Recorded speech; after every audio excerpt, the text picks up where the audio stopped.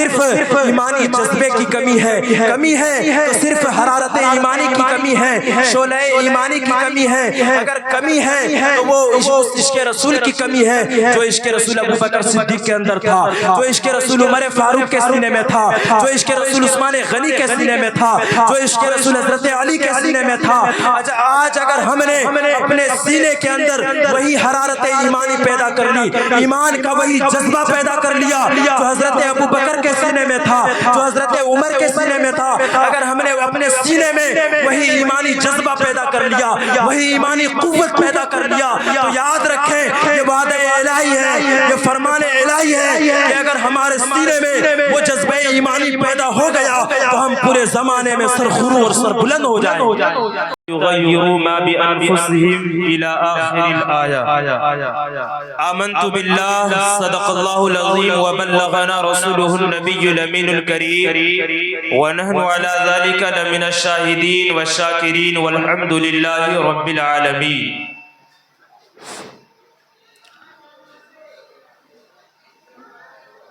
قوم موسیٰ کو غلامی سے چھڑانے والے، قوم موسیٰ کو غلامی سے چھڑانے والے، دار سے چرخ پہ عیسیٰ کو اٹھانے والے، تو اگر چاہے تو مچھلی کے شکم میں بھی جیے، تو اگر چاہے تو جلتے رہیں طوفان میں دیے، تو اگر چاہے تو قطرے کو سمندر کر دے، تو اگر چاہے تو قطرے کو سمندر کر دے، ذرہ خاک کو خورشید سے برتر کر دے، ذرہ خاک کو خورشید سے برتر کر دے، یا خدا بازو خستہ کو فولاد کی قوت دے دے، یا خدا بازو خستہ کو فولاد کی قوت دے دے،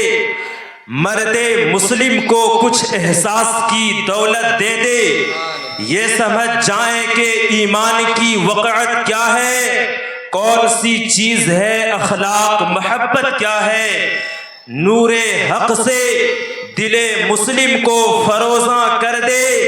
اے خدا پھر سے مسلمان کو مسلمان کر دے، اے خدا پھر سے مسلمان کو مسلمان کر دے۔ عزیزان محترم، آئیے بلا کسی تمہید و تمثیل کے سب سے پہلے اپنی اور ساری کائنات کے مرکز عقیدت مصطفیٰ جان رحمت شمع بزم ہدایت سرور کشور رسالت حضور احمد مجتبی محمد مصطفیٰ صلی اللہ تعالی علیہ وسلم کی بارگاہ گہربار میں والہانہ مخلصانہ عاشقانہ درود پاک کا پڑھے نذرانہ۔ اللہم صلی علی سیدنا شفیعنا و مولانا محمد معدن الجود والکرم وآلہ الکرام وابنہ الکریم وبارک وسلم صلی اللہ تعالی علیہ وآلہ وسلم۔ سب سے پہلے میں اپنی طرف سے شفیق نگر کے نوجوانوں کو اور ان تمام حضرات کو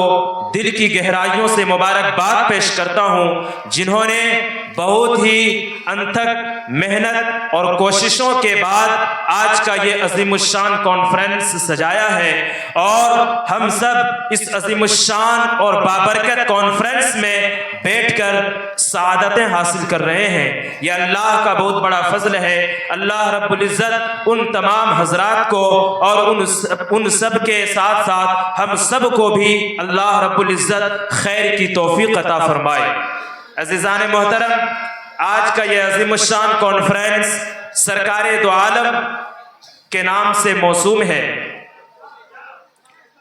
میں نے قرآن عظیم کی آیت کریمہ تلاوت کرنے کا شرف حاصل کیا ہے۔ تھوڑی دیر آپ کے سامنے حالات کے مطابق، تقاضے کے مطابق، عالمی منظرنامے کے مطابق کچھ اپنی دل کی باتیں، کچھ اپنی دل کی صدائیں آپ تک پہنچانے کی کوشش کروں گا۔ شاعر کہتا ہے،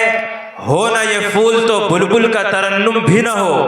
ہو نہ یہ پھول تو بلبل کا ترنم بھی نہ ہو، چمن دہر میں کلیوں کا تبسم بھی نہ ہو، چمن دہر میں کلیوں کا تبسم بھی نہ ہو، یہ نہ ساقی ہو تو پھر میں بھی نہ ہو، خم بھی نہ ہو، بزم توحید بھی دنیا میں نہ ہو، تم بھی نہ ہو، اور بزم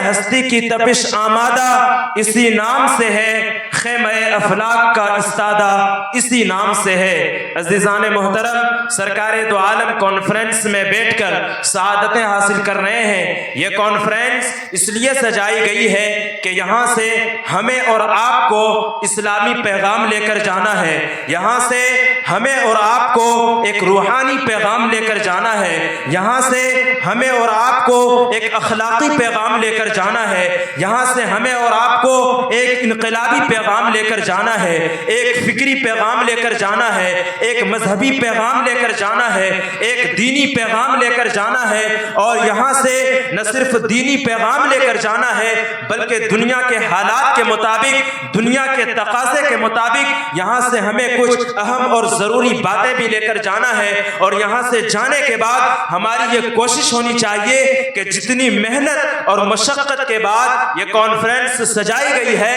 ٹھیک اسی کو مد نظر رکھتے ہوئے ہم اپنی زندگی میں ان پیغامات کو لانے کی کوشش کریں، اور اس کے ذریعے ہر فرد، چاہے وہ نوجوان ہوں، چاہے وہ بزرگ ہوں، چاہے وہ بچے ہوں، چاہے وہ عورتیں ہوں، جو بھی ہوں، ہر فرد کو یہ چاہیے کہ یہاں سے ملنے والے پیغام کو لے جا کر اپنی زندگی میں عمل کریں اور اپنی زندگی میں ایک نیا انقلاب پیدا کریں، اس لیے کہ یہ زندگی فانی زندگی ہے، موت ہر کسی کو آنی ہے، اللہ نے زندگی ایک دی ہے، تو کوشش یہ ہونی چاہیے کہ زندگی کامیاب گزرے، کوشش یہ ہونی چاہیے کہ نیک نامی کے ساتھ اس دنیا کا سفر کر کے دار آخرت کی طرف کوچ کر جائیں۔ عزیزان محترم، آئیے حالات کے مطابق آپ کے سامنے کچھ گفتگو کروں۔ عالمی منظرنامہ آپ کے سامنے ہے، ملکی منظرنامہ آپ کے سامنے ہے، دنیا کے حالات آپ کی نگاہوں کے سامنے ہیں، سوشل میڈیا کے ذریعے، اخبارات کے ذریعے، ٹیلی ویژن کے ذریعے، مختلف ذرائع سے، مختلف وسائل سے خبریں آپ تک پہنچتی ہیں۔ حالات دنیا کے اور ملک کے بڑی تیزی سے تبدیل ہوتے جا رہے ہیں، حالات میں بڑی تیزی سے بدلاؤ ہو رہا ہے۔ عزیزان محترم، آپ اس بات سے بخوبی واقف ہیں کہ ہم جس دور میں جی رہے ہیں، یہ دور فتنہ ہے، یہ دور آزمائش ہے، یہ بڑا پرآشوب دور ہے، یہ بڑا پرخطر دور ہے۔ ہمارے سامنے جیسے جیسے وقت گزر رہا ہے، مسائل کے انبار لگتے جا رہے ہیں، مختلف طرح کے مسائل کا ہمیں سامنا ہے، مختلف طرح کے چیلنجز کا ہمیں سامنا ہے۔ کبھی ہمارے سامنے تعلیمی بدحالی کا مسئلہ آتا ہے، تو کبھی ہمارے سامنے سیاسی ناکامی کا افسوسناک المیہ ہے، ایک طرف ہمارے سامنے معاشی اور تجارتی تنگی کا مسئلہ بنا ہوا ہے، تو دوسری طرف سماجی اور معاشری برائیوں کا گراف مسلسل بڑھتا چلا جا رہا ہے۔ آخر اتنے سارے مسائل ہیں، عالمی سطح پر، ملکی سطح پر اتنے سارے مسائل درپیش ہیں، ہر طرف لاچاری، ہر طرف بے بسی، ہر طرف قسم پرستی، ہر طرف پسماندگی کے آثار نظر آ رہے ہیں۔ جس چہرے پہ نظر کی جائے، ہر چہرے میں غم و الم کے بادل چھائے ہوئے ہیں، ہر کوئی بے بسی کی کیفیت میں زندگی گزار رہا ہے۔ ایک طرف اتنے سارے مسائل ہمارے سامنے سر ابھار رہے ہیں، اور دوسری طرف ہماری قوم کی بے حسی، ہماری قوم کی غفلت، ہماری قوم کی بے توجہی ایک افسوسناک المیہ ہے۔ قابل افسوس ہے کہ اتنے سارے مسائل بیک وقت ہمارے سامنے ہیں، ملک کے اندر ایک نہیں سینکڑوں مسائل اسلام مخالف، مسلمان مخالف ہمارے سامنے ہیں، اس کے باوجود ہم خواب غفلت کے شکار ہیں، ہم بے حسی کے شکار ہیں، ہم بے توجہی کے شکار ہیں۔ آخر کیوں ایسا کیوں ہو رہا ہے کہ ہر چہار جانب ہم رسوائے زمانہ قرار دیے جا رہے ہیں؟ نہ ہماری کہیں عزت ہے، نہ ہمیں کہیں وقار مل رہا ہے، نہ کہیں ہمیں عزت و عظمت کی سیڑھی نصیب ہو رہی ہے، نہ کہیں شان نصیب ہو رہا ہے، نہ کہیں ہمیں جو ہے ہمیں اپنا وجود، ہمارا وجود خطرے میں ہے، ہمیں اپنا وقار بچانا مشکل ہو گیا ہے۔ آخر کیا وجہ ہے کہ اتنے سارے مسائل ہیں اور ہماری عزت داؤ پہ لگی ہوئی ہے، ہمارا وقار داؤ پہ لگا ہوا ہے،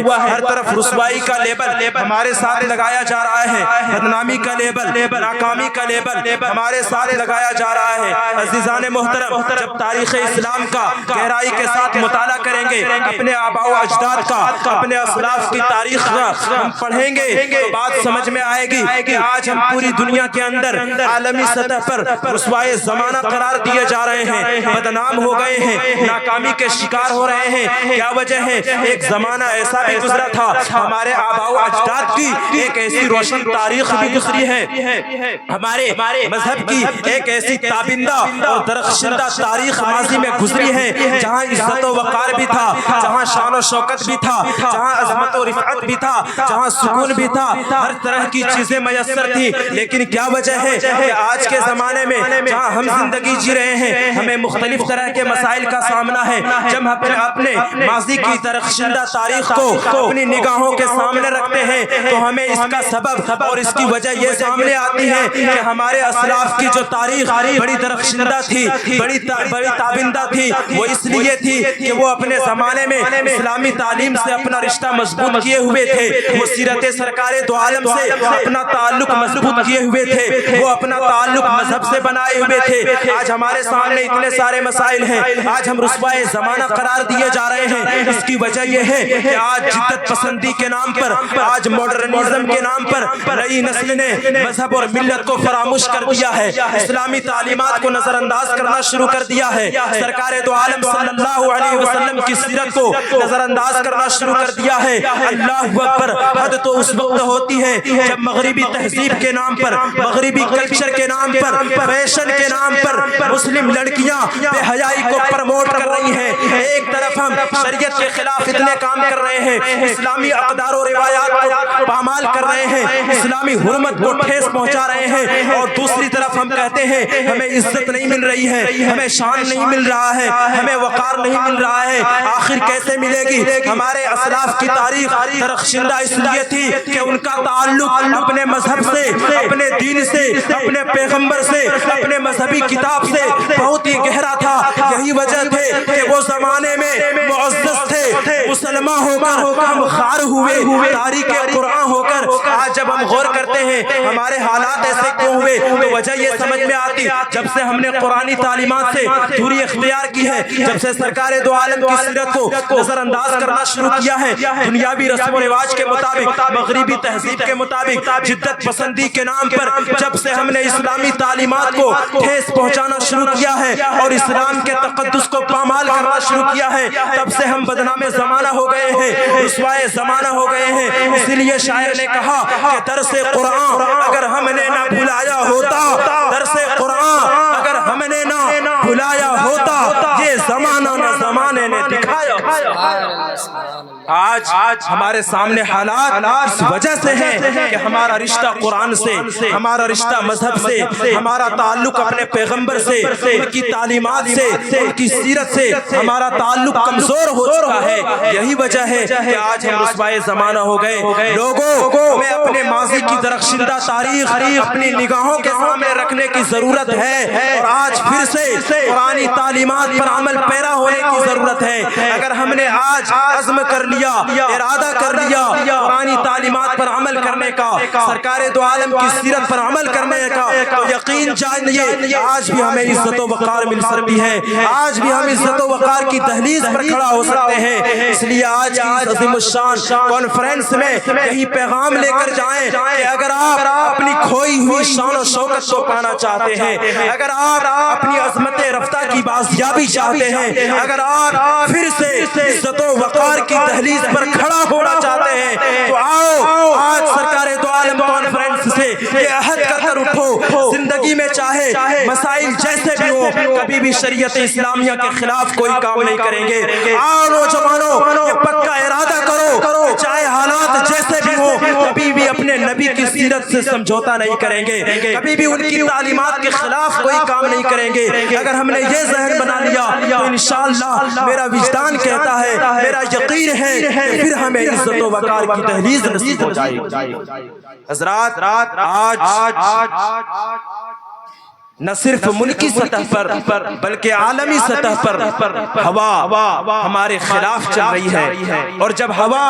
انسان کے خلاف چلتی ہے تو اس کو اپنی رفتار بڑھانی پڑتی ہے۔ جب ہوا اس کے موافق چلتی ہے تو اسے اپنی رفتار بڑھانے کی ضرورت نہیں ہے، لیکن آج ہوا ہمارے خلاف چل رہی ہے تو ہمیں اپنی رفتار بڑھانے کی ضرورت ہے۔ اگر ہم اپنی رفتار نہ بڑھائیں گے تو یاد رکھیں یوں ہی ہم رسوائے زمانہ قرار دیے جاتے رہیں گے۔ اس لیے ضرورت اس بات کی ہے کہ ہم اپنے نبی کی سچی تعلیمات پر عمل کرنے کا مکمل ارادہ کریں۔ آج سرکار دو عالم صلی اللہ علیہ وسلم کانفرنس میں آپ بیٹھے ہوئے ہیں، آپ کو معلوم ہے کہ ہر گزرتے ہوئے دن کے ساتھ، ہر آئے گزرتے ہوئے لمحات کے ساتھ کہیں نہ کہیں سے یہ دل خراش خبر آتی ہے، دل کو تکلیف پہنچانے والی خبر ملتی ہے کہ کسی بدبخت نے ہمارے نبی کے شان میں گستاخی کی ہے، کسی بدبخت نے ناموس رسالت پر حملہ کیا ہے۔ آخر کیا وجہ ہے کہ اس طرح کی خبریں آتی ہیں اور ہم یوں ہی سوئے ہوئے ہیں، خواب غفلت میں ہیں؟ لوگوں یاد رکھو زندگی میں جو کچھ بھی ملا ہے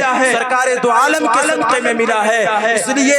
ہمیں چاہیے کہ ناموس رسالت پر پہرا دیں، ہمیں چاہیے اپنے آقا کریم صلی اللہ تعالی علیہ وسلم کی عزت و ناموس کے لیے اپنی جانوں کا نذرانہ پیش کریں، لیکن اس سے پہلے یہ ضروری ہے کہ اپنی جانوں کا نذرانہ پیش کرنے سے پہلے اپنے جسم کا نذرانہ پیش کریں، اپنے وقت کا نذرانہ پیش کریں۔ زمانے کی ہر ایک نعمت اللہ نے نبی کے صدقے میں عطا کی ہے، سرکار دو عالم کے صدقے میں عطا کی ہے، اور ان کی عزت و ناموس پہ اگر آنچ آ جائے، ان کی عزت و ناموس پہ اگر کوئی انگلی اٹھائے اور ہم خاموش رہیں، ایک عاشق کا شیوا نہیں ہو سکتا، ایک عاشق رسول کا شیوا نہیں ہو سکتا۔ اس لیے شاعر نے کہا زمانے بھر کی ہر ایک نعمت انہی کے صدقے خدا نے دی ہے، گر ان کی عزت میں حرف آیا تو ہم اپنی عزت کا کیا کریں گے؟ گر ان کی عزت پہ حرف آیا تو ہم اپنی عزت کا کیا کریں گے؟ اسی لیے ہمیں چاہیے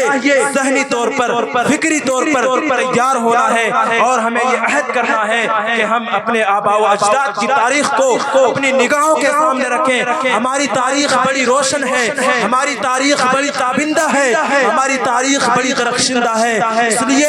ہمیں اپنی تاریخ کو بھلانا نہیں ہے۔ آج نہ ہمارے پاس